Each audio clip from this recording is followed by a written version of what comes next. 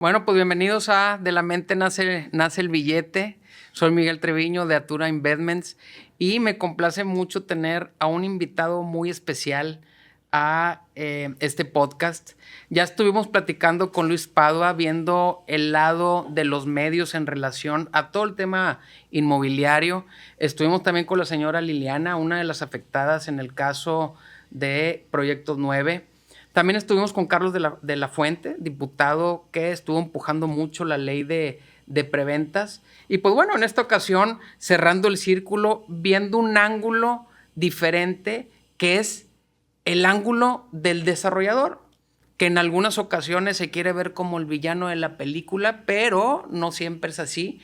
Y ahorita me acompaña aquí el señor Pedro Dávila, desarrollador de la ciudad de aquí de Monterrey. Y pues bueno, Pedro, muchísimas gracias por estar aquí en mi programa, en este podcast. Muchas gracias por venir. No, hombre, gracias, Mike, por la invitación. A mí también me emociona mucho estar aquí platicando en este foro. Gracias a ti y a toda tu audiencia por recibirnos y espero que se lleven una buena charla. Muchísimas gracias, muchísimas gracias. Oye, pues platícame un poquito de ti, de cómo te graduaste, de qué, cómo te metiste en esta industria inmobiliaria, Pedro. Mira, es una historia larga. Yo soy un emprendedor desde muy chico.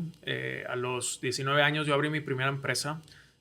Tuve la fortuna de poder salirme de la preparatoria a chambear, a crear negocios y a trabajar y estudiar al mismo tiempo, que yo creo que fue una de las grandes fortunas que me regaló la vida.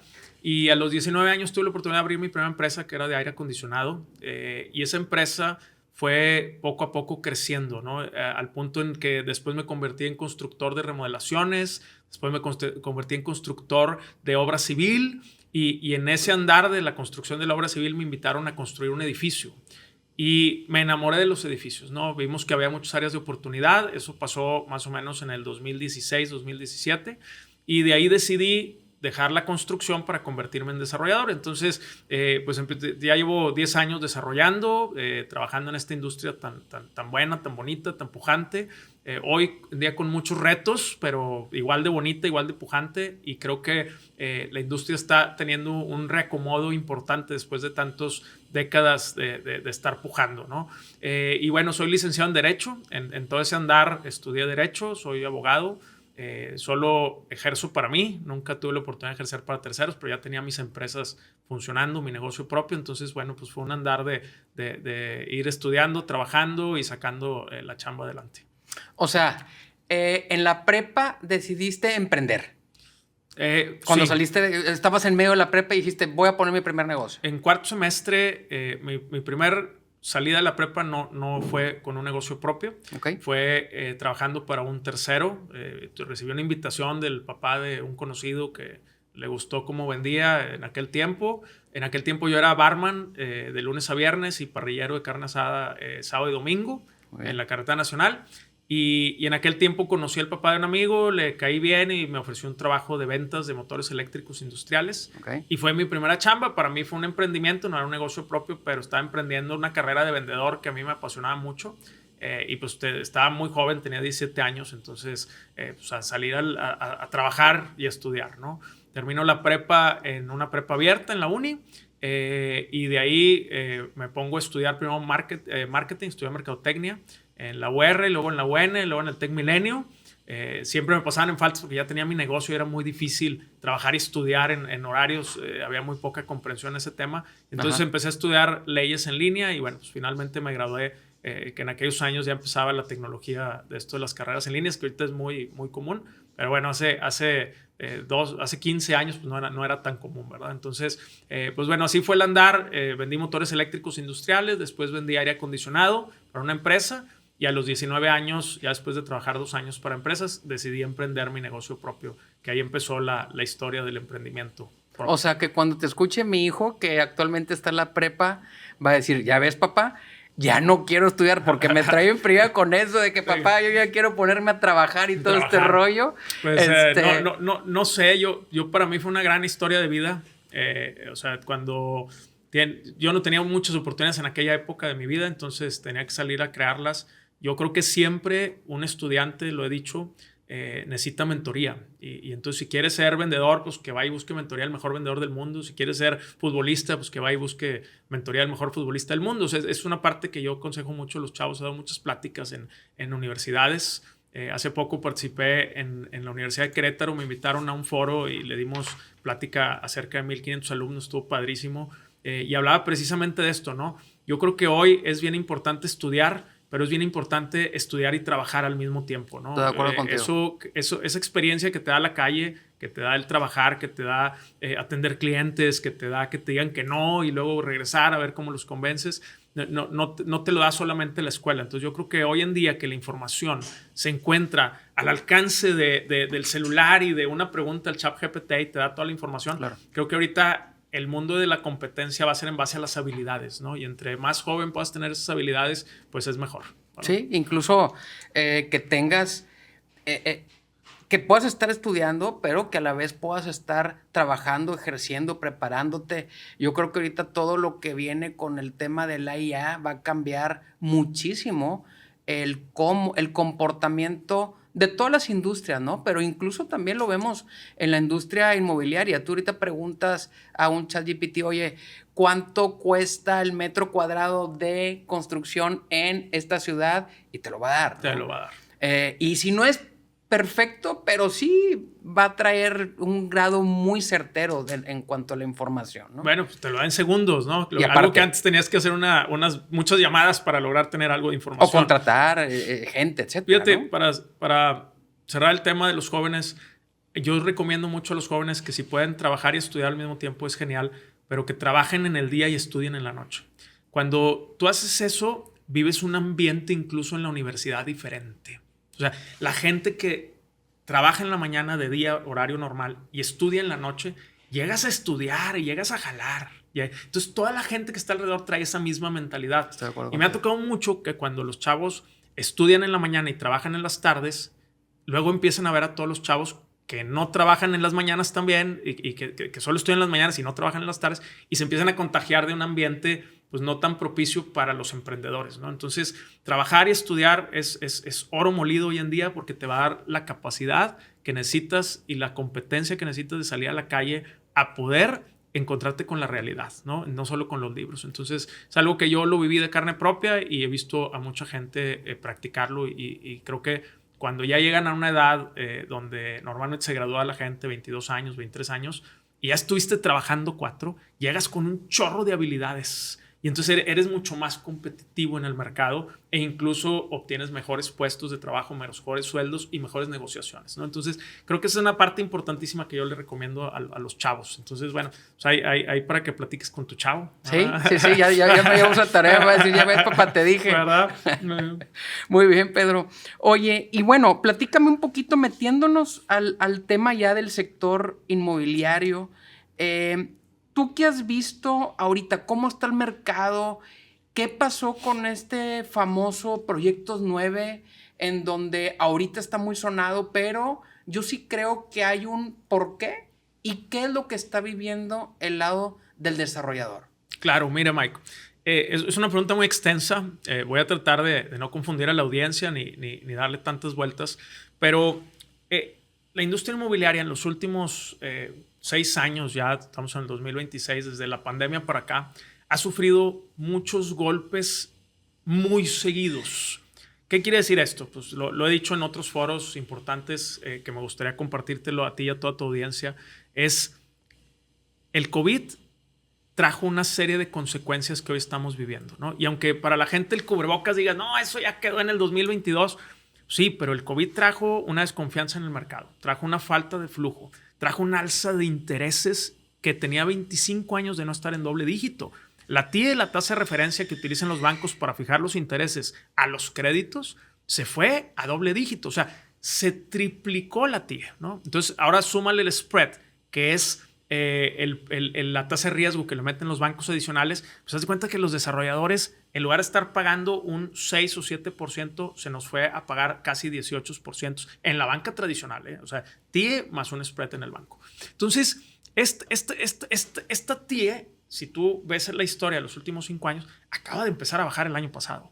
O sea, entonces el ciclo económico fue muy largo Y la industria de las bienes raíces, el desarrollo inmobiliario, operamos con deuda. Por eso los clientes en preventa, cuando compran en preventa, dan un 10% de anticipo y mensualidades de 15, 20 mil pesos, 30 mil pesos según lo que compres. Y al final terminas pagando solo un 30%. Pero el otro 70% que pagas a contraentrega, esto viene de un banco. Y entonces esos créditos que son depende del tamaño de la torre, pero son cientos de millones en muchos de los casos, pues los intereses se nos fueron al triple. Entonces las corridas financieras se sacudieron un poco, ¿no? Y entonces cuando viene a pasar esta crisis, después se viene continuamente el cambio de gobiernos estatales y municipales en el 2021 y cambian todas las reglas del juego por el cambio generacional en la política. Y se viene a cambiar las cuestiones administrativas de las factibilidades, los manifiestos de impacto ambiental, los procesos para sacar permisos, por lo pronto en la ciudad más importante de la zona metropolitana, que es Monterrey. Pues todo esto vino y creó un colapso en toda la industria, ¿no? Obviamente, entre más grande fuera tu empresa, pues más reciente es el golpe de estos 5 cosas que te acabo de platicar. Entonces, el desarrollador no estábamos listos para esta parálisis administrativa de permisos. El desarrollador no estábamos listos para una alza de tasas por 3 o por 4, según el crédito que tuvieras.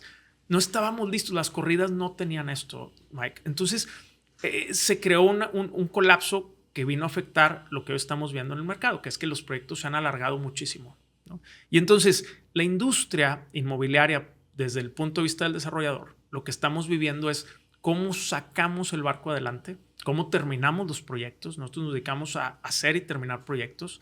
Y hoy en día estamos viviendo un colapso importantísimo que es el ajuste del mercado, ¿no? ¿Esto qué está derivando? Pues bueno, que los desarrolladores tengamos que salir a hablar con nuestros clientes, que salgamos a dar la cara, que salgamos a hacer entrevistas, que salgamos a explicarlo. Y lo más importante, bueno, primero es entender cómo llegamos a esto, que es lo que te platico. Y segundo, pues qué estamos haciendo para poder salir adelante, ¿no? Entonces, hoy la industria inmobiliaria está teniendo un ajuste importantísimo en las formas de cómo se hacían los proyectos. Hoy la industria inmobiliaria está teniendo que cambiar las corridas financieras, estamos teniendo que rehacer los flujos de todos los proyectos y tenemos que trabajar con los clientes que ya tenemos, ¿no, Mike? Porque pues tú sabes que los proyectos, el ciclo ordinario es que salgas a preventas. ¿Para qué? Para que el banco pueda validar el éxito comercial del proyecto. Y una vez que sales a prevender y que llegas al 25%, el banco te acepta empezar a estudiar tu crédito. Correcto. Entonces, tú tienes que prevender. O sea, las preventas forman parte del éxito del proyecto, tanto financiero como comercial, para que el banco confíe en el proyecto, ¿no? Entonces, ese es un sí o sí. Ese es un sí o sí. ¿Verdad? Sí. Hoy lo tenemos que seguir haciendo, Mike. Es que yo creo que lo que está pasando y el nerviosismo de todos los inversionistas creo que es muy normal, pero se tiene que entender cómo funciona el negocio desde adentro. No te van a prestar dinero si el desarrollador no tiene ese 20-25% de credibilidad de unos inversionistas. La torre no va a suceder si no pasa eso. Entonces, el desarrollador tiene que salir a preventa para que sigan sucediendo esas torres. ¿Voy bien? Me encanta cómo lo explicaste, por supuesto. Y quiero decirte una cosa muy de las entrañas del desarrollador, ¿no? Nosotros vamos y sacamos una serie de trámites antes de sacar el permiso: manifiesto de impacto ambiental, factibilidad de drenaje, factibilidad de CFE, muchos estudios geológicos, hidrológicos, movilidad, alineamientos. No, hombre, son alrededor de 15, 18 documentos importantísimos, más muchos planos para ir a pedir el permiso. Correcto. Cuando tú ya pides el permiso, sale el permiso, te lo entrega la autoridad, ahí puedes empezar a prevender. Eso es lo correcto, ¿no? Oye, en el pasado hubo empresas que lo hicieron y salieron a prevender antes. Bueno, son malas prácticas. Como con renders, literal. Con renders. En toda la industria, sí. En todas las industrias existen malas prácticas y eso es incorrecto. Pero hoy en día la ley de preventas ya protege esto. Hoy en día la ley de preventas protege que ningún desarrollador puede salir a vender sin permiso y eso es bien importante.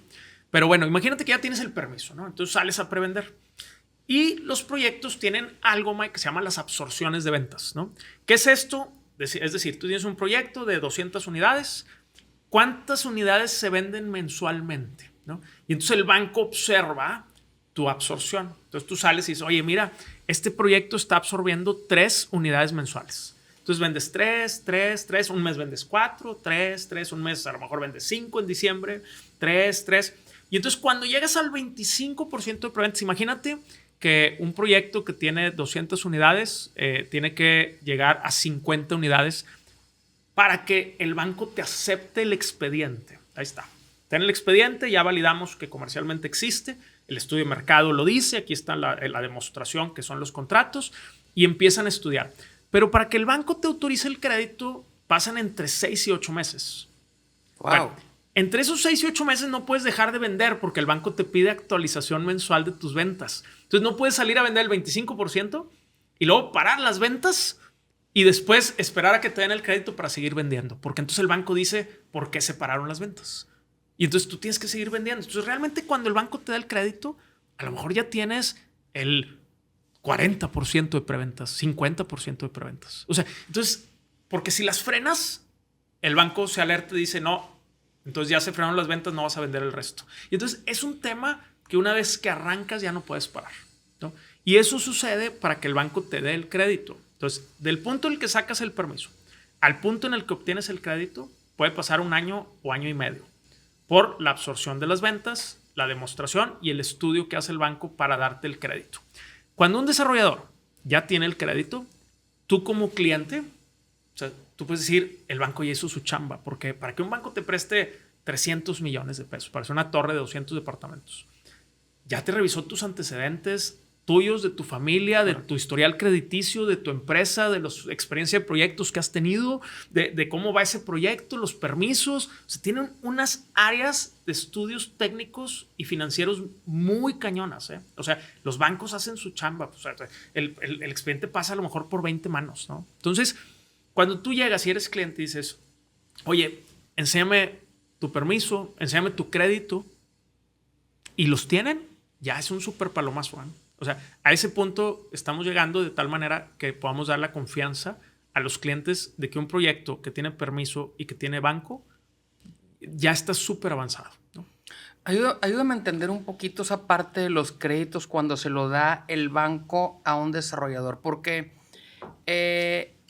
ayúdanos a entender un poquito 2 partes. Una, que es el famoso crédito puente, y el otro que son los fideicomisos. ¿Van amarrados una cosa de la otra cuando el banco te va a prestar o son cosas independientes? Son cosas independientes. Okay. Mira, normalmente Pedro Dávila, Quantium Desarrollos, es si el terreno es mío de Pedro de Quantium, si yo lo estoy desarrollando y yo lo estoy vendiendo, no abro un fideicomiso. Porque yo te puedo dar toda la certeza de que todo está en mis manos. ¿Y quién te está recibiendo la lana? Yo. Entonces yo me hago responsable de todo ese organismo. Pero cuando un proyecto inmobiliario, que es lo más común, tienes alguien que aportó el terreno, alguien que puso lana, el desarrollador que vende, y se empieza a juntar 5 o 6 figuras importantes dentro de un proyecto, ahí se recomienda que se transite a través de fideicomiso. Okay. Porque cualquier contingencia jurídica que tenga cualquiera de los socios o cualquier desgracia que ocurra fatal a alguno de ellos, tú te aseguras que el fideicomiso le va a dar continuidad al proyecto y el proyecto va a llegar a término porque en el fideicomiso ya se ponen todas las reglas. Entonces, una vez que empieza a correr un proyecto inmobiliario, ya no lo puedes parar. Una vez que tú agarras un peso de un cliente y lo inviertes en el proyecto, ya no lo puedes parar. Tú tienes que terminar ese proyecto. Independientemente si a alguno de los socios le sucede algún tema fatal o independientemente si alguno de los socios esté sufriendo alguna separación personal, el proyecto no lo puedes tocar. Entonces la manera de blindarlo es a través de un fideicomiso. Pero entonces yo en mi caso particular tengo proyectos de las 2 maneras. Tengo proyectos que son 100% míos, de Quantium, míos, de Pedro. Y entonces no ocupo transitar a través de fideicomiso porque yo me encargo de todo. Y el banco no me lo pide como una obligación al darte el crédito. Y en otro caso tengo los proyectos donde hay socios, donde hay aportadores de tierra, donde tengo socios capitalistas y aquí sí tengo fideicomiso para blindar el proyecto, ¿no? Y entonces, ¿qué sucede cuando yo voy y le pido el crédito puente al banco?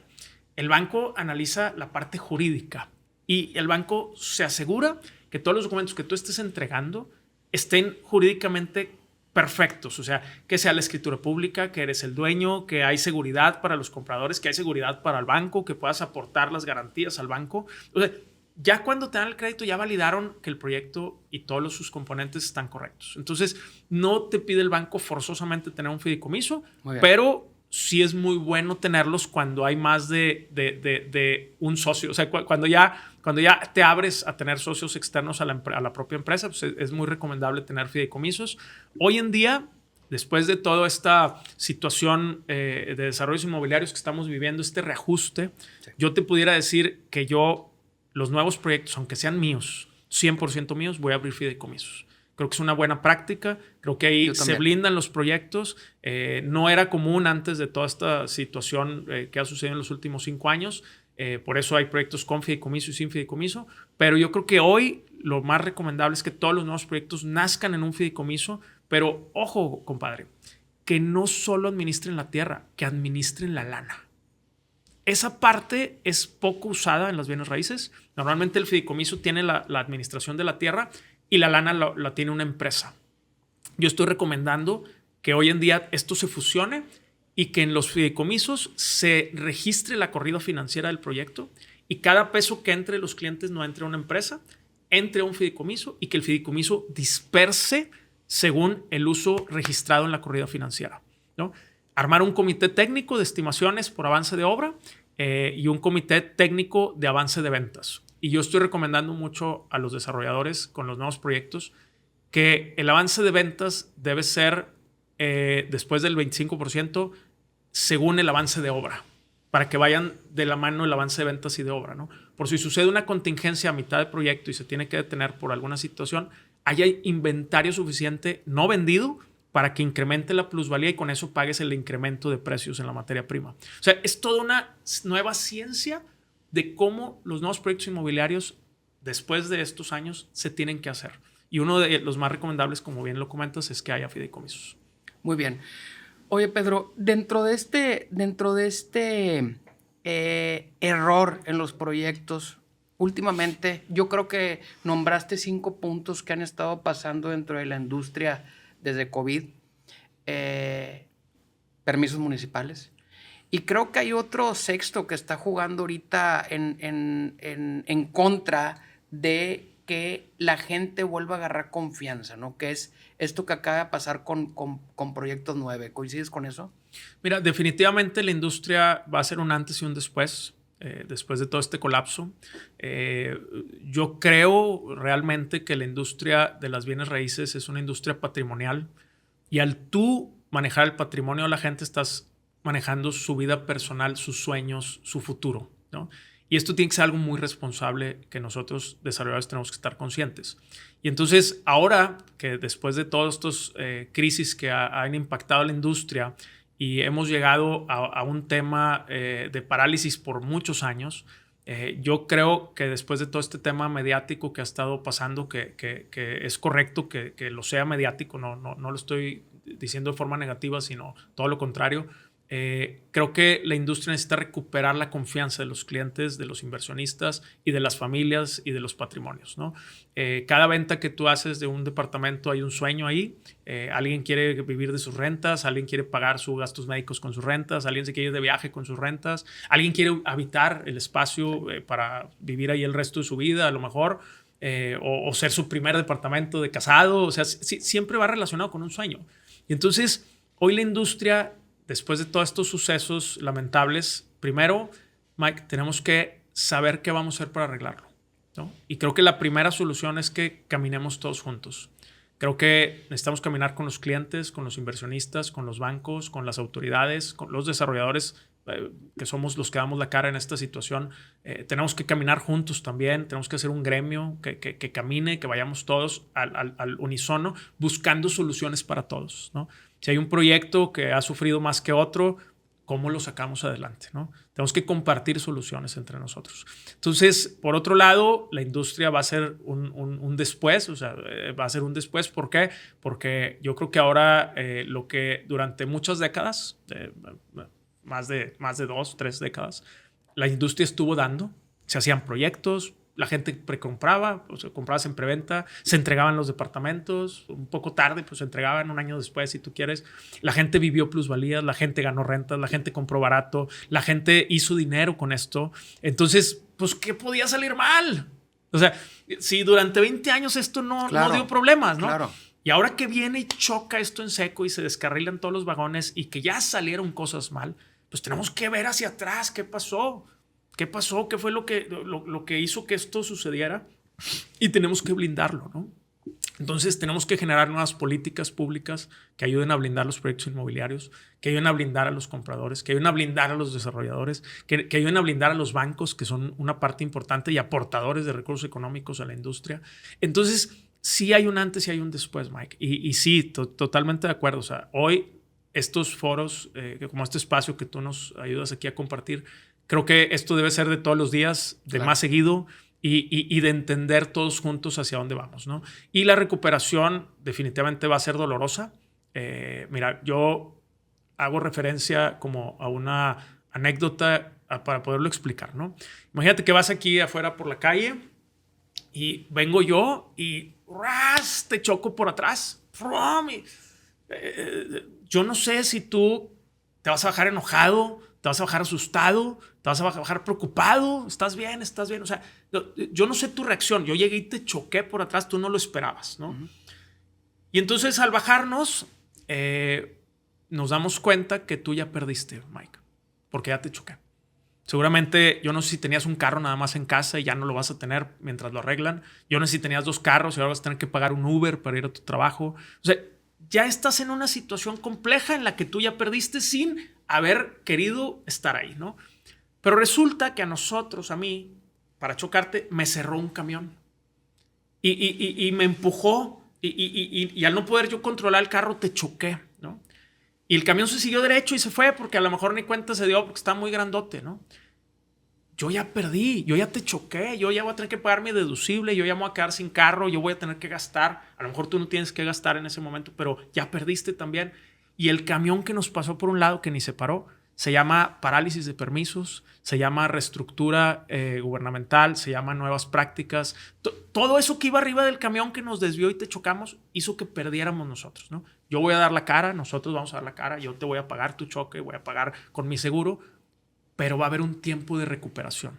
Y creo que hoy estamos viviendo ese tiempo de recuperación donde los desarrolladores somos esos que te chocamos, donde vamos a tener que absorber costos, donde nos vamos a tardar un poco de tiempo, donde vamos a tener que buscar un taller para arreglar tu carro y tú a lo mejor vas a sufrir en el proceso donde se arregla el carro y te lo dan de nuevo, ¿no? Pero no quiere decir que nosotros te hayamos querido chocar adrede o no queramos absorber el golpe, ¿no? Simplemente es un proceso que no podemos evitar, que va a ser todavía un poco tortuoso en el camino, que vamos a todavía pasar algunos meses en lo que esto se recupere. Ya vemos un ambiente, en mi caso particular te platico, yo tengo 3 proyectos inmobiliarios afectados por toda esta situación que comentamos.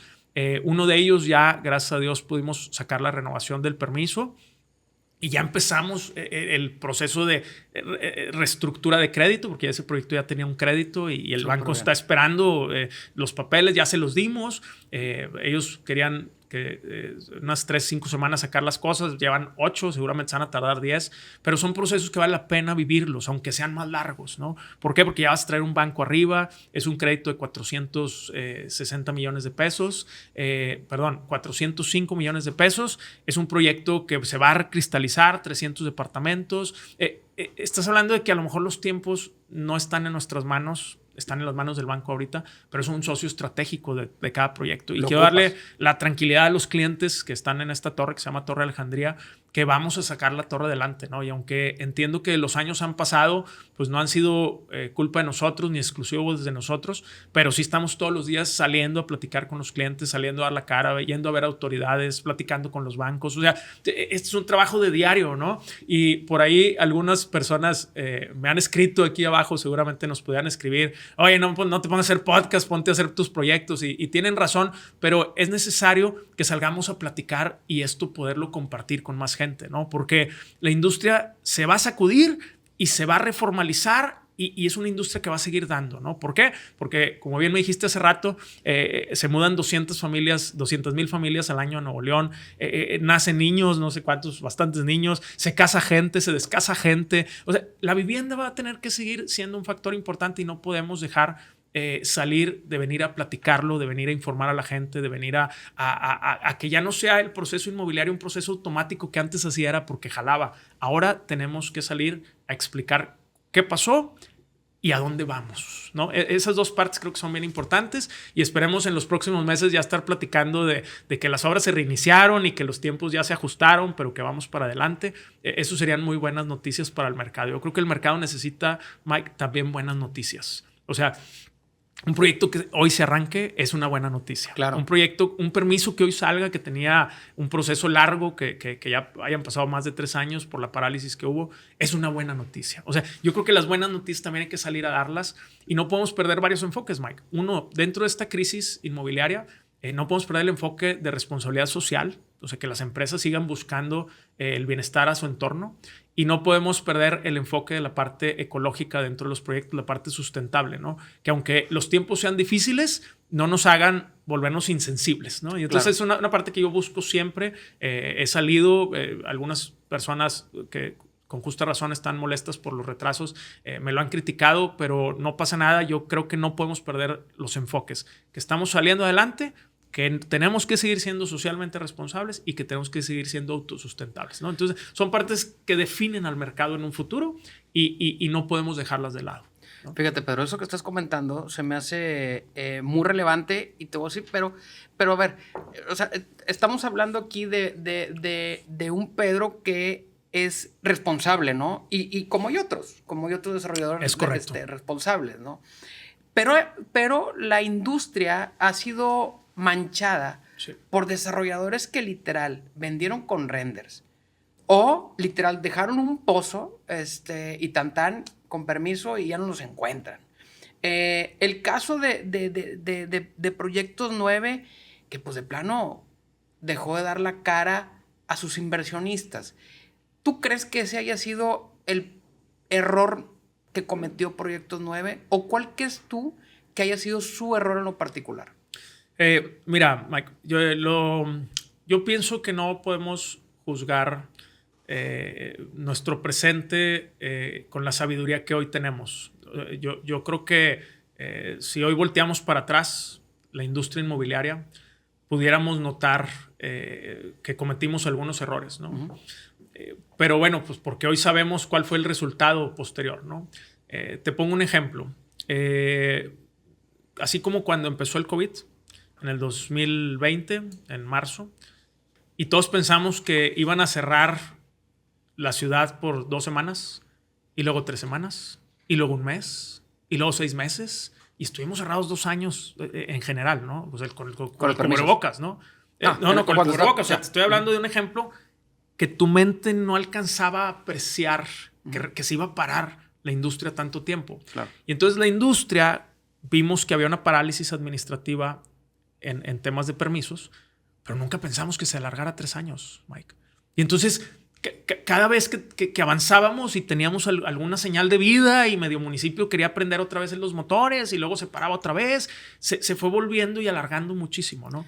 Y entonces, toda la industria inmobiliaria tenemos que salir a dar la cara. Eso es un hecho. Uh-huh. Tenemos que salir a hablar con los clientes. Tenemos que salir a grabar este tipo de podcast que dan información importante para todos.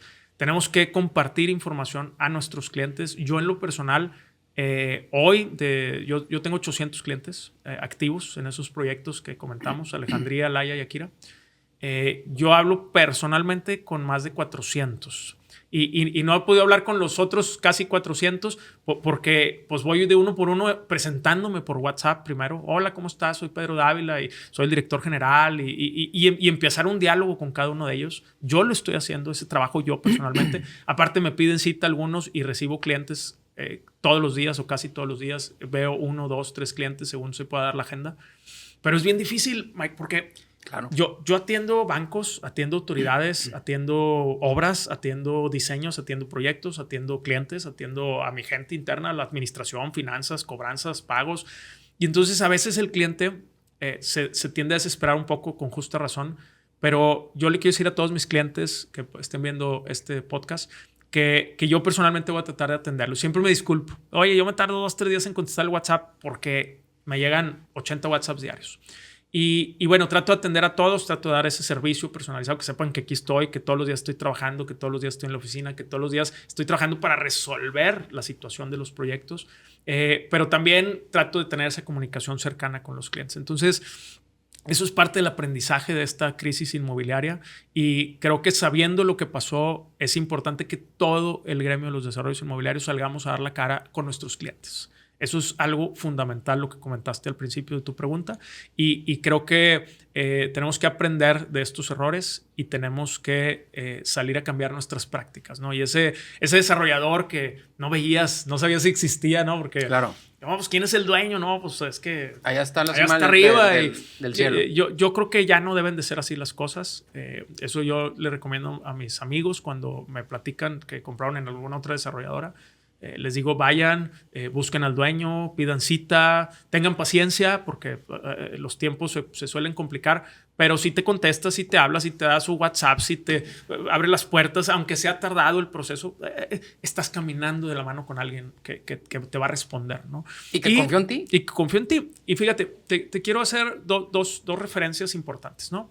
En los últimos 10 años, en Monterrey, su área metropolitana, los estudios dicen que ha habido más de 40,000 preventas inmobiliarias en los últimos 10 años. 40,000 preventas, Michael. Imagínate la cantidad de clientes, la cantidad de dinero que se movió en 40,000 preventas. Y como dio por muchos años mucha abundancia, hasta hoy estamos viendo que esa abundancia que dio el mercado y que generó que nuevas personas se dedicaran a este oficio y que dio para que varias empresas, en lugar de tener un proyecto, ahora tuvieran 4. Esa explosión de beneficios que hubo en la industria, hoy estamos viendo el impacto del mercado porque pues, hay muchos clientes enojados por las demoras en las entregas, ¿no? Y entonces, claro. Pero no quiere decir que todos sean fraudes, no quiere decir que todos sean malas administraciones. Como todas las industrias, existen malas prácticas y los desarrollos inmobiliarios no es la excepción. Pero también quiero comentarte que son muy pocos los casos que han llegado a un quebranto de proyecto. O sea, a un quebranto, estamos hablando de un proyecto como el de la Carretera Nacional, que a lo mejor conoces también, que llegó a quebranto, que los clientes están realmente afectados, que la persona ya se encuentra pues, a manos de la justicia y hay un quebranto de por medio. Hay muchos millones de por medio, porque en las bienes raíces todos son millones y hay que ver cómo arreglarle a esas familias que recuperen su patrimonio, pero son pocos casos para la cantidad de proyectos que hemos tenido en Monterrey, ¿no? Si tú ves de estas 40,000 preventas que te hablo de los últimos 10 años, a lo mejor hoy por el impacto de los permisos, de la parálisis, pues ves que hay, no sé, 30, 40, 50 proyectos detenidos y atrasados. Pero no quiere decir que no se vayan a hacer, quiere decir que los tiempos no han sido los idóneos para terminarlo rápido, ¿no? Pero el que llegue a quebranto, en los últimos 10 años yo te podía platicar de 3 o 4 casos, ¿no? De a lo mejor 300 edificios que se han hecho en los últimos 10 años, ¿no? Entonces, hay que tener un poco de paciencia, Mike. Es importante tenerla para que las cosas se recuperen y se recupere el patrimonio de todos los inversionistas, ¿no? Yo personalmente, en el caso de mi empresa, yo me responsabilizo personalmente por todos estos proyectos. Estoy saliendo a platicar contigo, con medios de comunicación, a decir a dónde vamos y que las nuevas prácticas sean transparencia, centros de transparencia, plática con los clientes, plática con los inversionistas, apertura total. O sea, estas son las nuevas prácticas del mercado. Fíjate, es que hay una línea delgada entre un retraso y un literal un fraude, ¿no? Sí, un quebranto, un fraude. Sí, claro, o totalmente. Sea, así con todas la palabra, ¿no? Entonces, y ahora, entendiendo un poquito qué fue lo que pasó, sobre todo en el municipio de Monterrey, que ahí es donde están tus torres. Sí.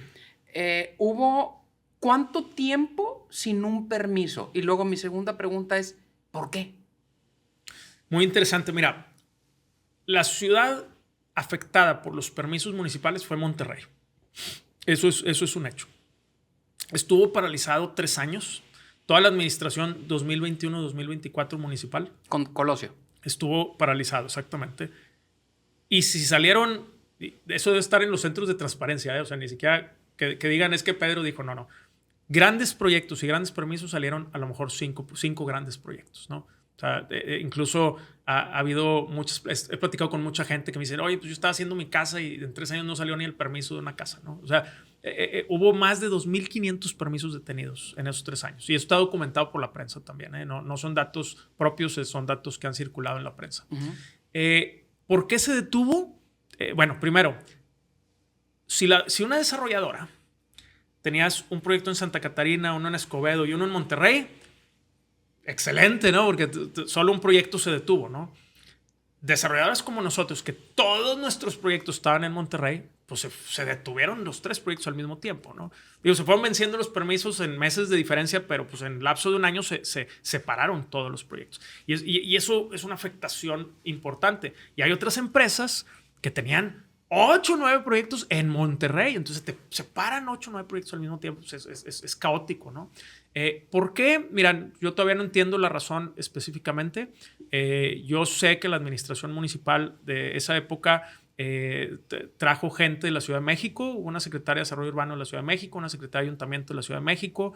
Llegaron con buenas intenciones, a lo mejor de cambiar las cosas, de hacer más tecnología, a lo mejor más transparencia, a lo mejor quisieron revisar, y eso está documentado en la prensa, querían revisar los últimos 300 permisos que dio la administración anterior por sospechas de malas prácticas. Y a lo mejor todo esto intencionalmente dijeron, para todo hasta que lo podamos resolver, pero yo creo que ni ellos mismos se imaginaron que lo pararon por 3 años. El impacto. El impacto fue de 3 años. Entonces, pues imagínate a nosotros hablando con nuestros clientes inversionistas y, oye, pues ya que el otro mes y que ya que en 2 meses y no que espérate a después de enero y no que espérate a septiembre y que se fue alargando muchísimo. Entonces se hizo la parálisis que nunca la vimos ni estaba en los récords de los últimos 50 años. O sea, eso fue lo que pasó, Mike, que la industria no estábamos listos para esto, nunca había pasado. Y entonces, ¿por qué pasó? Pues sigo yo de alguna manera sin entenderlo. Tengo algunas teorías como esta que te estoy diciendo. Sí hay públicamente entrevistas a la secretaria de Desarrollo Urbano de aquella época donde hablaban de revisar los permisos anteriores, de que hablaban de tratar de transparentar las cosas, pero pues yo creo que las formas no fueron las correctas de paralizar todo de golpe, ¿no? Porque pues ahorita estamos viendo el impacto. Y fuera de lo más importante, que es proteger a los compradores, hay un impacto que no se ha visto, Mike, que es el alza de precios de los últimos 5 años por la falta de oferta. Y ahí es donde yo creo que viene un segundo impacto que no se ha visto, no se ha analizado, que ahorita el impacto está haciendo que los proyectos están parados y que hay clientes desesperados por recibir su dinero de regreso o avanzar los proyectos, ¿no? Según sea el caso y la situación de cada quien. Y esto es un gran problema que hay que resolver. Pero también, por otro lado, vas a ver que cuando esto se destrabe, o sea, ya avanzaron los proyectos o ya se recuperó el dinero, se está regresando, ya entró un fondo de inversión, ya caminó. Cuando volteen esos mismos a querer comprar un departamento nuevo, ya no vale 3 millones, ahora vale 6. Porque hubo una parálisis de oferta de 4 años, 5 años. Y entonces eso genera que los precios suban muchísimo. Y tenemos que hacer algo rápido, Mike. La industria, tenemos que juntarnos, analizar esto, hacer algo rápido y tomar decisiones como industria en cómo salir en equipo todos juntos, ¿no? Que no sea una guerra, insisto, no estoy hablando por las personas afectadas, no es mi intención. Ellos deben de recuperar su dinero, deben de recuperar su patrimonio, hay que ayudarlos, toda la industria, a ver cómo se recupera esto. No estoy hablando de esos casos, estoy hablando de que tenemos que juntarnos todos a sacar el cuadro adelante, ¿no? Fíjate, ahorita que estás comentando eso, en el caso del municipio de aquí de Monterrey, y sin ponerle colores ni banderitas a un partido, pero yo veo un poquito a la persona en lo particular y digo yo, a ver, por ejemplo en Estados Unidos, el alcalde te ayuda a que tú termines un proyecto porque su ciudad se va a ver mal, se va a ver sucia, se va a ver la gente enojada, etcétera. Cuando sea la reelección, pues no van a votar por ti, ¿verdad? Porque tienes una ciudad desordenada. Y pienso que lo que pasó en Monterrey fue justo eso. O sea, vivimos una pausa durante tantos años en teoría, que todavía no ha salido nada claro con eso de que estaban encontrando algo que no encontraron.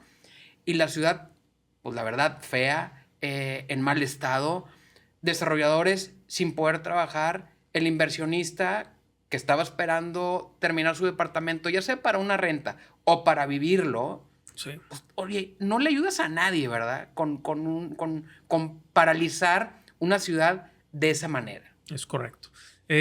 Definitivamente tenemos que ir al Congreso. Yo lo he estado trabajando. Me tocó participar en la ley de preventas, esta última que se aprobó en diciembre y entró en vigor el 17 de marzo. Me tocó hacer foros con el Colegio de Abogados, con la Barra de Abogados. Me tocó ir al Congreso a platicar con diputados, principalmente el diputado Carlos de la Fuente, a cual lo felicito y le mando un saludo por ese trabajo que ha hecho tan importante para los desarrollos.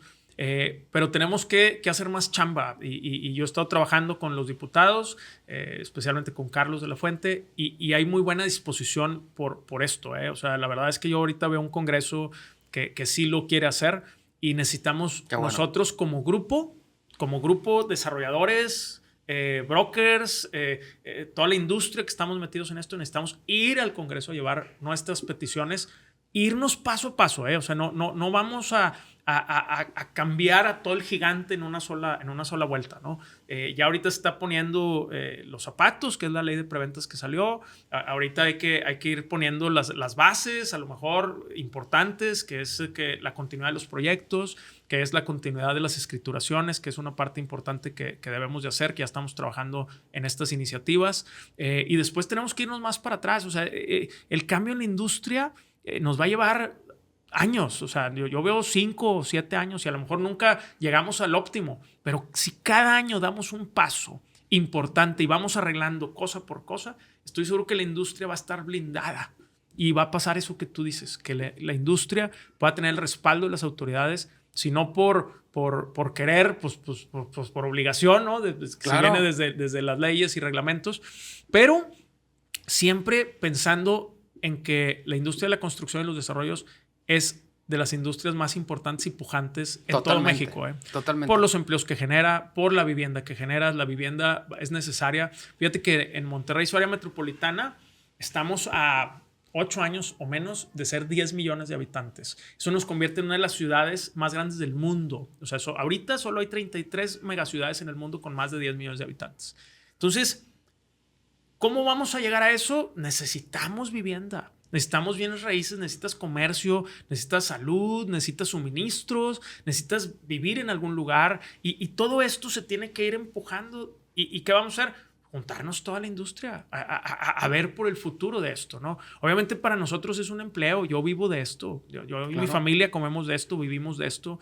Yo siempre le platico a todos mis clientes, les digo, oye, fuera de mi oficina yo tengo una vida, tengo una familia igual que ustedes, pago cuentas cada mes, colegios, luz, etcétera. O sea, yo también tengo una vida fuera de esto y yo también soy usuario de las bienes raíces y me doy cuenta de las problemáticas y trato de llevarlas a mi trabajo, que es la parte patrimonial de la gente.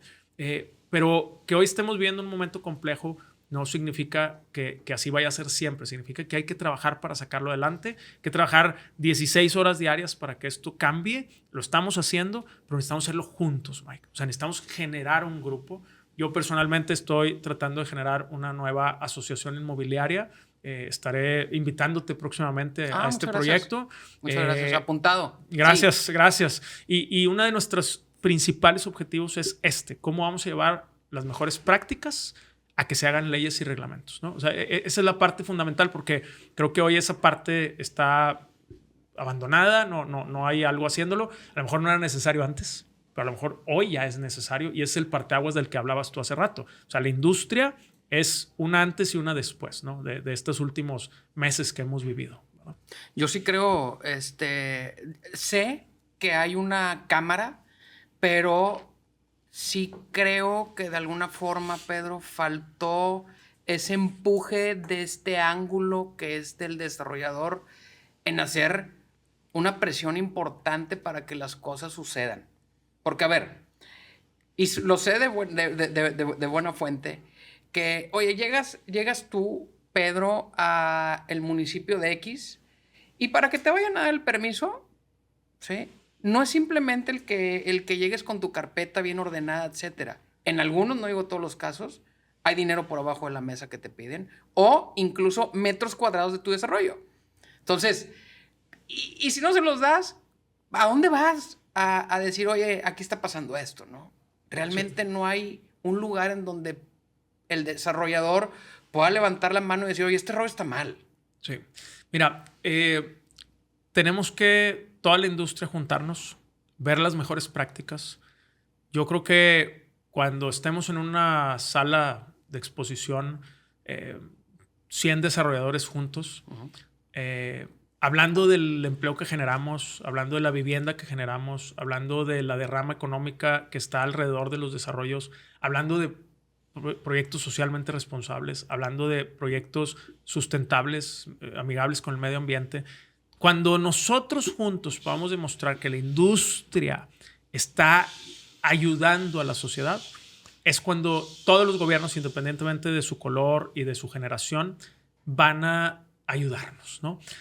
Yo sé de otros países, como bien lo comentas, en Estados Unidos, tú conoces muy bien todos los procesos de Estados Unidos de construcción.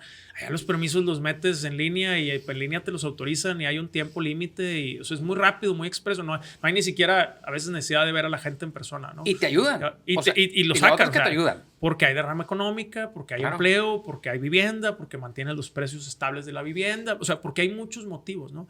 Hoy, el desarrollador, tenemos que trabajar con la autoridad que nos toque, del color que sea.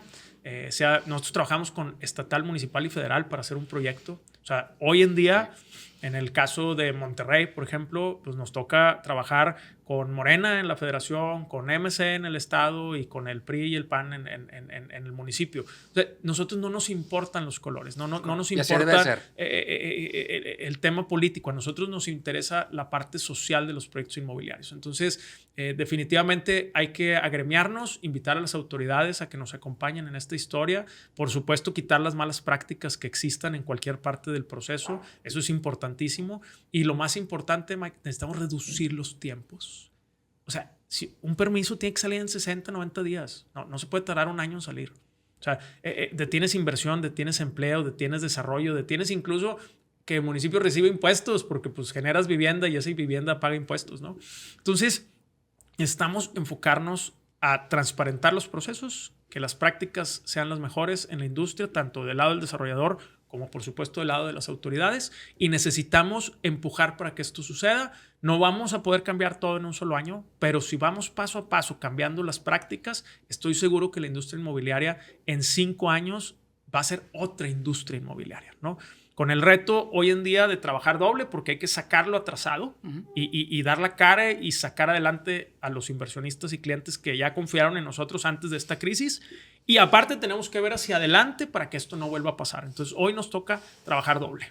Fíjate que yo aplaudo esa parte de esa iniciativa que estás tomando de unir a ese gremio. Te platico, yo tengo 14 años construyendo en Estados Unidos, pero construyo ya porque aquí dije, esto es un mugrero. O sea, empecé a construir, me cayeron todos. También fue una época complicada en cuestión de seguridad aquí en la ciudad. Pero me cayeron todos, los buenos, los medianitos, los malitos, 2 veces esos. Oye, dije, bueno, pues entonces, ¿para qué estoy trabajando, no? O sea, sí, realmente es para dejar el dinero todo menos para la empresa, ¿no? Que estábamos haciendo ahí el desarrollo. Entonces dije, ¿sabes qué? Esto no puede ser, ¿no? Entonces, qué bueno que una iniciativa como la tuya, en donde reunamos a esa gente, y yo con todo gusto, encantado de participar contigo, y ver cómo ayudamos al gremio de la construcción, no solo aquí en la ciudad, en todo México, pero creo que se debe empezar por algo. Sí. Y creo que sí es esto que ya ha estado pasando, esos 6 puntos que platicamos hace un ratito, es momento de darle la vuelta. Sí. Es momento de darle la vuelta y que también el inversionista entienda que hay desarrolladores buenos, hay otros no. Hay que cuidar en dónde van a poner su dinero, en dónde van a invertir, pero se tiene que seguir haciendo el tema de las preventas, tiene que seguir funcionando el tema de las preventas en la ciudad para que sea sustentable. Así es, forma parte del proceso. Si no, no hay créditos, y si no hay créditos, no hay vivienda.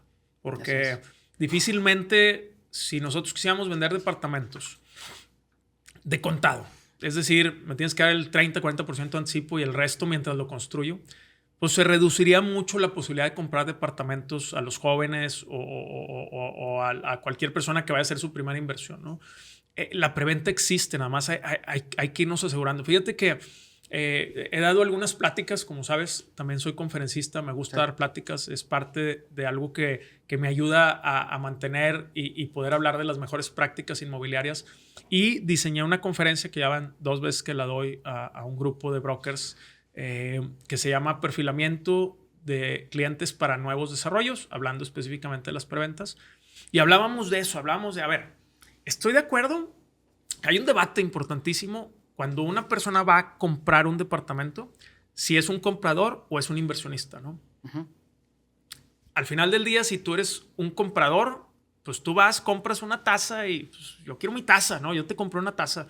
Independientemente del riesgo que tú tengas al traérmela y si se te quiebra y si no, y si te la traes y si el chofer se la robó, y pues es tu riesgo, a mí tráeme mi taza, ¿no? Y el inversionista, de alguna manera, pues sabe que hay un riesgo en comprar una taza, ¿no? A lo mejor sabe que el riesgo es que llegue tarde, que se quiebre en el camino, etc. Y entonces hay todo un debate de por medio, ¿no? Pero yo he tratado de sensibilizar a los brokers, que es el primer contacto con el cliente, que hablen con los clientes y decirles, a ver, efectivamente tú estás comprando un departamento y tú quieres tu departamento, pero al comprarlo en preventa es una inversión. Uh-huh. Entonces, ¿por qué es una inversión? Porque todas las inversiones tienen un riesgo, solo que el secreto está en cómo dosificas el riesgo, ¿no? Cómo te das cuenta de qué tanto riesgo estás adquiriendo. Y es muy común y es muy sabido que a mayor riesgo, mayor ganancia, ¿no? Eso lo sabemos todos. A menor riesgo, menor ganancia. Y entonces, para cuando tú vas a comprar en preventa, estás comprando en un riesgo, porque pues no está terminado. Eso es bien importante. O sea, si tú vas y compras una casa terminada y firmas en la notaría y en la notaría pagas y en la notaría te dan tus escrituras, no hay riesgo, pero estás comprando un valor actual, estás comprando el valor más caro, ¿no? Y sabes que no vas por una ganancia tan grande, vas a tener una propiedad ya en las manos con 0 riesgo. Pero si tú compras en un proyecto que apenas está empezando a ser construido, hay un riesgo inminentemente. ¿Sí? O sea, ¿cuál es el riesgo? El mayor de los riesgos o el más común es el tiempo, ¿no? Que si te dicen 2 años, se tarde 4 o 5, o en este caso ahorita ya el retraso tan prolongado, pues un depa ya se tardó 7 o se va a tardar 7 en lugar de tardarse 3. Pero es un riesgo, ¿no? La industria inmobiliaria es de las industrias con menores riesgos porque hay un bien raíz que respalda tu inversión. Pero entonces yo les decía a los brokers, a ver, hay 2 cuadrantes con los cuales tienes que perfilar a todos los clientes. Punto número 1, ¿en qué etapa del proyecto está entrando el cliente? Family and Friends, que es lo más temprano que hay. Uh-huh. Preventa 0.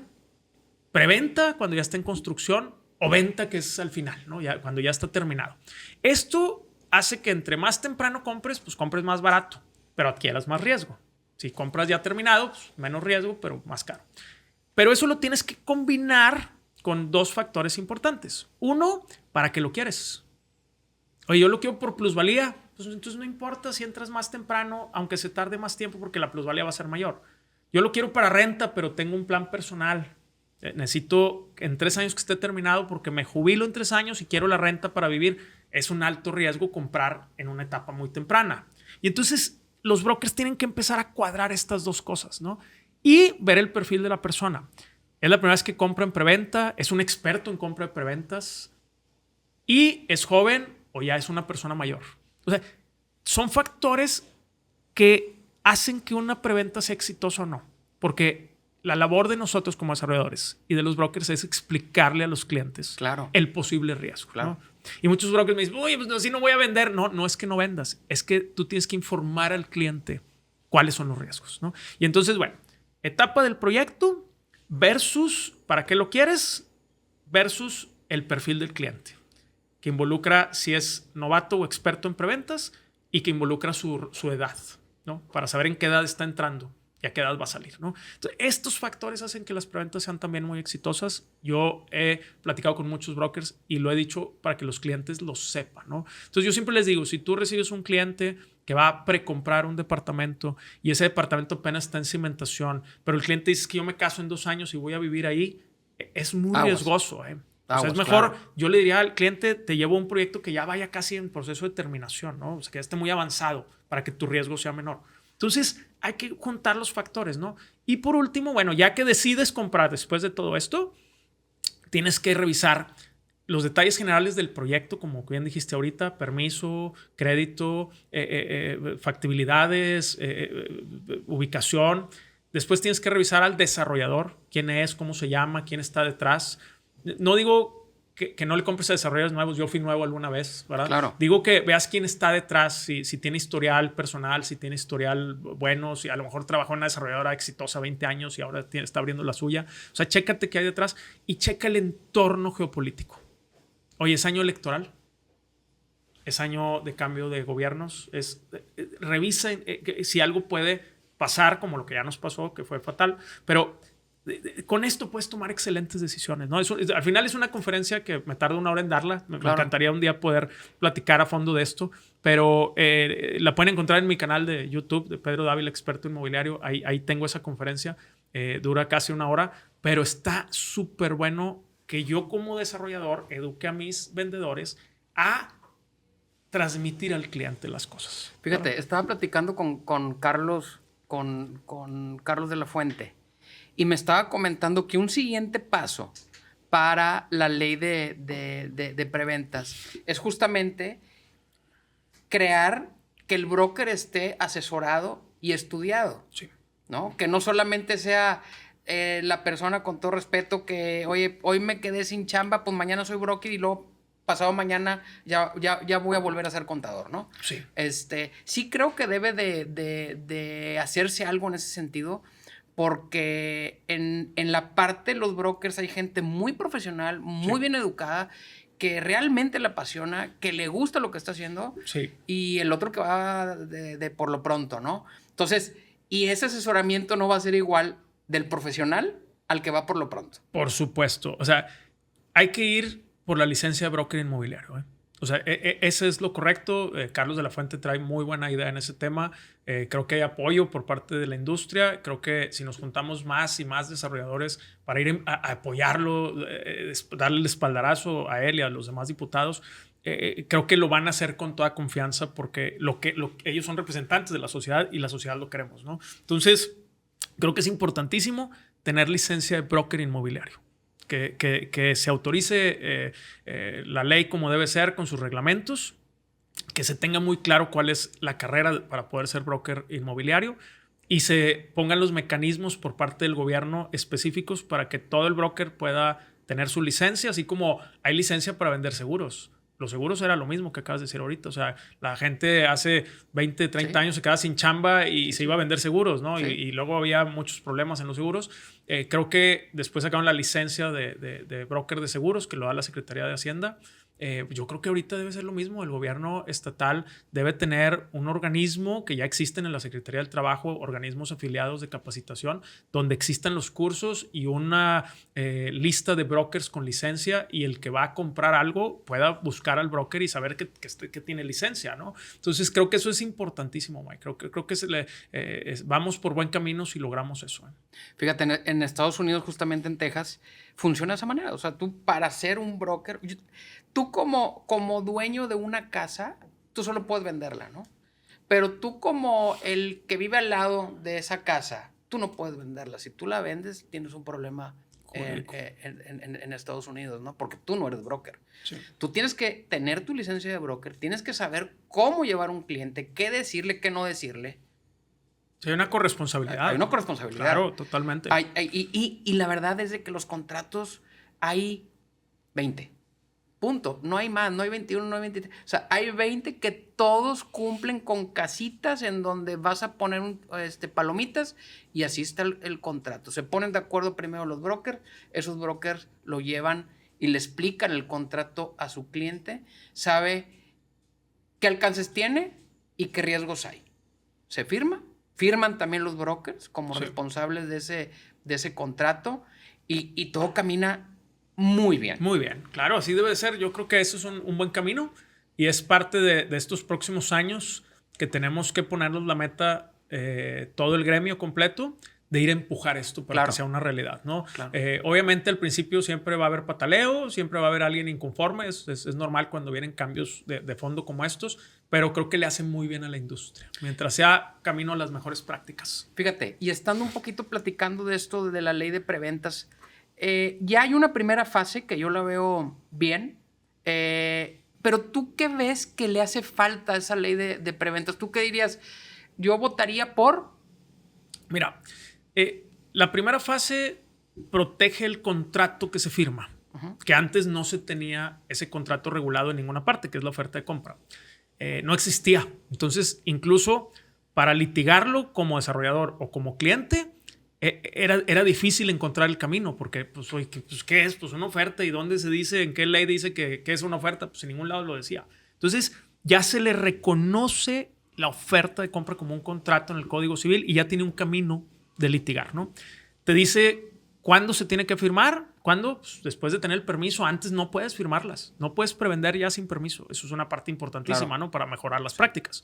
Te dice que si tú recibes $1 de un cliente, $1, se da por aceptada la oferta, ¿no? Porque también había malas prácticas por algunas desarrolladoras donde te acepto la lana, pero no te acepto la oferta, y entonces en 2, 3 años te regreso la lana y nunca te acepté la oferta. Entonces, pues, ahorita agarrar $1 del cliente significa que ya aceptas la oferta en automático. Corresponsabilidad. Sí. Y genera intereses a los clientes. Entonces, tú como cliente sabes que cuando vas a comprar en preventa un departamento, tú ya sabes que tu lana mínimo te va a dar un 9% anual, que es lo que dice esa ley. O me das la unidad o me das mi 9%, ¿no? O sea, pero ya hay un blindaje natural de las bienes raíces, que es que mi dinero crezca de precio, ¿no? Claro. Entonces, eso ya existe en la ley. Entonces, me encanta cómo salió. O sea, esa es una primera parte que protege el contrato y a la persona que va a comprar, ¿no? Por otra parte, debe de seguir el desdoble de esto, que es, bueno, vamos a ahora darle continuidad a los proyectos. O sea, si tú ya firmaste este documento que tiene ciertas características, ¿cómo me aseguro que el proyecto siga a término final y me lo escrituren? Porque, pues, acuérdate que hay muchos proyectos sin escriturar por la falta de regímenes en condominio. Entonces, tenemos que llevar al Congreso una iniciativa en la cual estamos trabajando, donde todos los permisos sean oficialmente por 5 años en cualquier municipio y que tengan una renovación automática por otro tanto igual, siempre y cuando demuestres que estás construyendo y vendiendo. Eso va a ayudar enormemente. Eso es continuidad. Ya no se vencen los permisos, ¿sí? A nosotros se nos vencieron 3 y quedaron los proyectos a la mitad abandonados porque está la ventanilla cerrada del municipio. Terrible. Bueno, ya tienes una continuidad. Y segundo, cuando vas a tramitar el régimen en condominio, hay afirmativa ficta. ¿Qué es esto? Que si el municipio tú le llevas los documentos para que te den el régimen y en 60 días no te lo autoriza, ya está autorizado en automático, ¿eh? Eso es la afirmativa ficta. Y que Catastro y Registro pueda registrar las nuevas unidades y que existan los expedientes catastrales para poder escriturarlo también en 90 días. Entonces, esto es continuidad.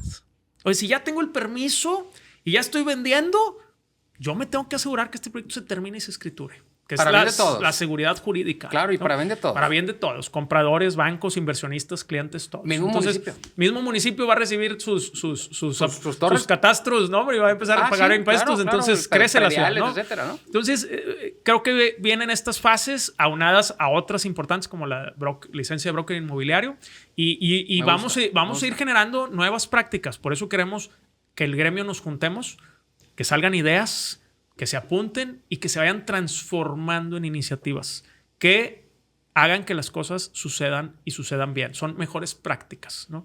Eso es lo que vamos a llevar al Congreso, Mike. Perfecto, me queda claro. Oye, Pedro, un punto que te he estado escuchando que hablas. Hablas en algunos foros acerca de las fibras, acerca de un esquema Inveраter. Platícame un poquito de todo eso. De lo que está pasando. Mira, yo creo que la industria inmobiliaria, a raíz de toda esta crisis que sucedieron en los últimos años, estamos sobreendeudados, Mike. La industria funciona con deuda. Por eso te digo que el cliente paga poco anticipo. Vas al banco, le pides una parte grandota y construyes y luego escrituras y pagas al banco, ¿no? Pero eso es deuda pura. ¿Qué quiere decir? Que si el proyecto se para, como se pararon ahorita los proyectos en Monterrey, el desarrollador seguimos pagando intereses al banco cada mes, aunque el proyecto esté detenido. porque estamos endeudados, porque así Claro. funciona la industria. Entonces yo creo que los proyectos cada vez deben de tener más porcentaje de capital y menos deuda. Siempre la deuda es sana, la deuda es buena, tener el respaldo del banco es buenísimo, no estoy hablando de quitar los bancos, pero estoy hablando de proporcionar un poco más el equity, el capital y la deuda, ¿no? Y entonces eso va a ayudar a que en el proceso de construcción se paguen menos intereses y entonces le metas más lana a la obra y termines más rápido. O sea, al final del tiempo es que si es más equity, pagas menos intereses y entonces más lana se va a la obra y entonces acabas más rápido, ¿no? Y entonces esto nosotros estamos creando mecanismos tecnológicos que nos permitan llevar a la gente, al público en general, que tú puedas participar siendo socio de un proyecto inmobiliario con capital, con tickets pequeños desde 25,000 pesos a través de un fideicomiso. Y entonces esto ayuda a que la industria se fondee con capital y no deuda. Esto es un cambio de cultura. Llevo 2 años y medio trabajando en este proyecto. Ha ido mejorando y ha ido cambiando y ha ido poco a poco teniendo mejores regulaciones también respecto a lo que nos pide la Comisión Nacional Bancaria de Valores y hemos ido convirtiendo el proyecto en algo muy positivo que vamos a sacar más adelante, que se va a manejar a través de fibras inmobiliarias. Y vamos a empezar a trabajar con esto. Entonces, es un cambio de cultura. Creo que voy a poder dar mejores noticias en los próximos meses por estos cambios regulatorios que vamos a empezar a tener, pero con ánimos de que la industria tenga capital y no deuda. Y así ayude a que los proyectos se terminen más rápido y controlar mejor los incrementos de precio. Entiendo un poquito por fibra a un grupo de inversionistas que abren una fibra y esa fibra invierte en proyectos inmobiliarios. ¿Estoy bien? Sí, mira, fibra es la abreviación de Fideicomiso de Bienes Raíces. El Fideicomiso de Bienes Raíces, comúnmente utilizado como fibra, hay fibras públicas que cotizan en bolsa, como Fibra 1, por ejemplo, Sí, que es la ¿cómo no? más grande, Fibra Monterrey, Fibra IN. Y hay otras fibras que son privadas. Por ejemplo, aquí en Monterrey hay un proyecto muy famoso que es Arboledas, que toda Arboleda, toda la parte comercial de Arboleda está administrado por una fibra privada donde hubo gente que metió dinero. Y entonces, ¿qué quiere decir la fibra en términos generales? Que tú ya no eres dueño de metros cuadrados, eres dueño de un porcentaje de participación dentro de un proyecto. ¿Quién es el dueño del proyecto? El fideicomiso, ¿no? Entonces, el fideicomiso es dueño del 100% del proyecto y tú le metes dinero al fideicomiso y compras participaciones dentro del proyecto. Entonces, es un fideicomiso de administración, ¿no? Y entonces, para poder tener reglas de operación claras, los fideicomisos son muy prácticos porque el banco se vuelve el referee. Mientras venga ahí muy claramente quién puso la lana y de quién son las utilidades y cuáles son las reglas de salir y entrar, pues se respetan y eso es lo que hace un fideicomiso. Se vuelve como el referee administrativo y existen fiduciarias que son autorizadas por la Comisión Nacional Bancaria de Valores que tienen que cumplir al 100% las palabras que vienen en el fideicomiso, que es ese contrato de voluntades, ¿no? Y entonces ahí es donde empieza a existir una fibra. Una fibra. ¿No?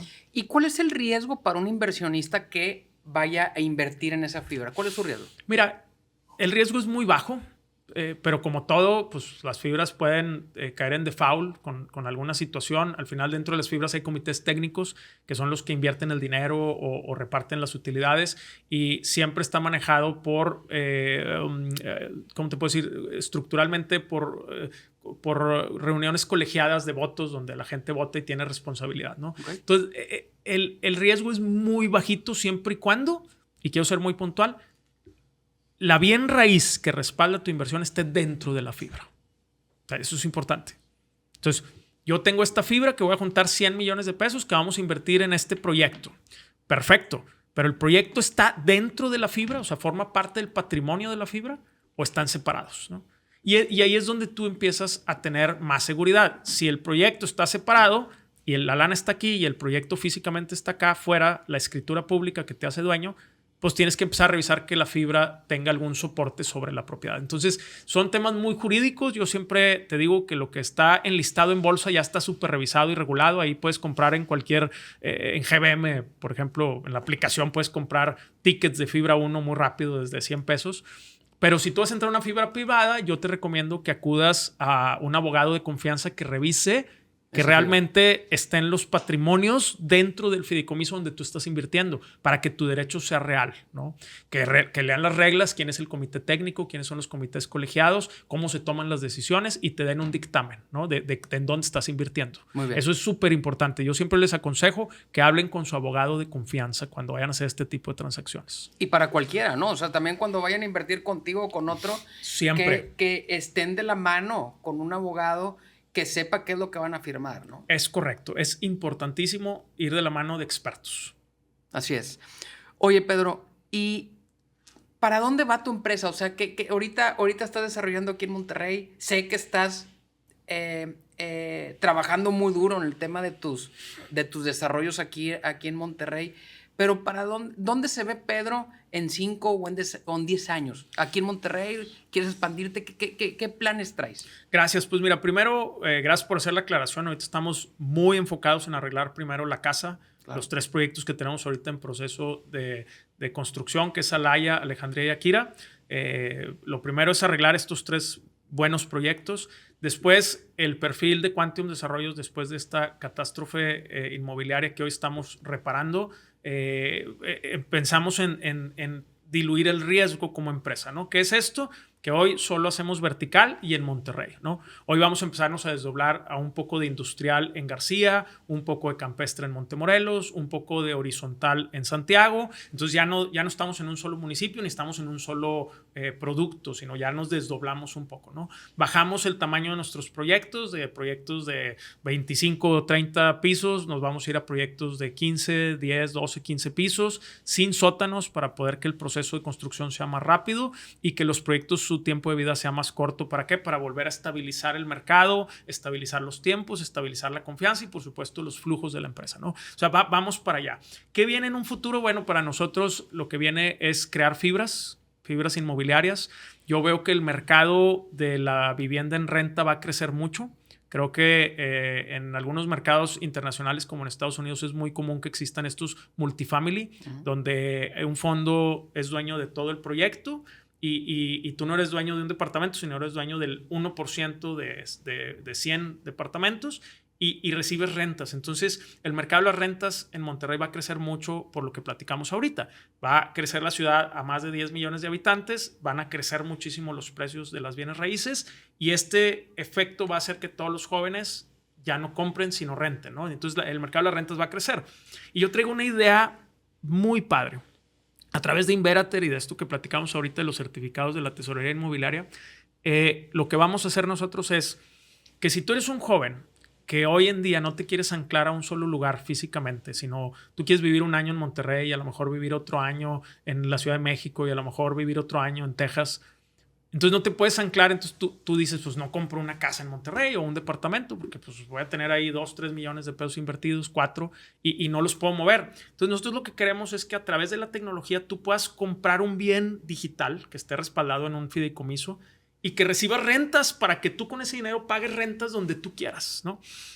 Y entonces la ciudad y las ciudades empiecen a moverse, pero que la gente todavía esté invertida en bienes raíces, ¿no? Entonces, que digitalmente tú tengas un porcentaje de un edificio que crece de precio con la plusvalía, que recibe rentas y con esas rentas tú pagas renta donde tú quieras. En Monterrey, en San Nicolás, en Escobedo, en Guadalajara y te puedas mover. ¿Por qué? Porque hoy en día la calidad de vida de la gente se va a empezar a medir en la calidad de traslados que tengas, ¿no? Entonces, si tú haces 2 horas de ida al trabajo y 2 horas de regreso todos los días, tu calidad de vida es muy mala porque te la pasas en el carro y en el tráfico. Correcto. Entonces, ¿qué pasa con esto? Pues haces eso porque tú ya compraste tu casa y no te vas a salir de ahí porque la estás pagando a lo mejor y entonces no te quieres ir a vivir cerca de donde trabajas porque aquí tienes tu casa, ¿no? Entonces tenemos que empezar a entender que las ciudades tienen que poco a poco ser como unas ciudades que se muevan todo el tiempo y que la gente pueda trabajar, vivir y estudiar cerca de donde está, ¿no? Una ciudad se llama,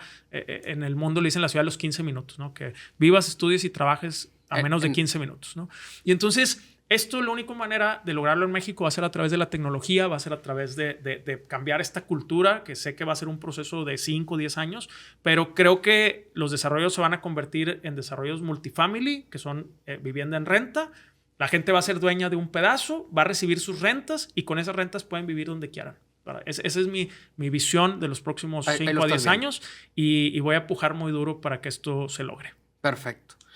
Pedro, para empezar a cerrar el capítulo, ¿algún consejo que le quieras dar a la gente que nos está viendo como inversionistas? ¿Qué consejo le darías empujándolo y diciéndole que tenga la confianza de estar en esto que son las preventas? ¿Qué le dirías? ¿Qué consejo le darías? ¿Qué tiene que ver? ¿Qué tiene que observar para que su inversión sea segura? Sí, mira, primero que nada quiero comentarle a todos los que nos están escuchando que no dejen de creer en la inversión inmobiliaria. Es bien importante que tú te inviertas en bienes raíces, ¿no? Con más riesgo, menos riesgo, eso lo va a decidir cada persona, pero tienes que invertirte en bienes raíces porque es la única inversión a prueba de crisis económicas y lo hemos visto durante muchísimas décadas. Entonces, si tú inviertes en bienes raíces, tú sabes que tu dinero va a subir de precio, tú sabes que tienes un patrimonio y hay muchas estrategias para invertir en bienes raíces. Entonces, si tú quieres invertir en bienes raíces, una manera de entrar es la preventa. La preventa inmobiliaria es entrar con poco dinero, a lo mejor das anticipos entre el 5 y 10% y mensualidades por otro 20%. Eso te va a ayudar a irte haciendo de un patrimonio. Pero es bien importante que revises los contratos y revises la papelería. Entra y revisa los permisos, los créditos para construir, la estructura financiera simple que te diga el desarrollador si va a ser construido con dinero propio, con dinero del banco y que te demuestre de alguna manera que ya tienen acceso a eso para que tú puedas medir tu riesgo. Y segundo, si ya decidiste que la ubicación es la que te gusta, que el tipo de producto es el que te gusta, que el precio es el que te gusta y que el desarrollador es el que te gusta, revisa el contrato. Lee el contrato. Yo me siento todos los días con clientes que no leen los contratos y luego hay muchas dudas y muchas inquietudes y es donde vienen los malos entendidos, donde hay pelea, ¿no? Y entonces yo te digo, lee los contratos, acércate con el desarrollador, platica con él, ten paciencia, es un gremio complicado, es un gremio donde los procesos duran muchos meses, sea el que sea.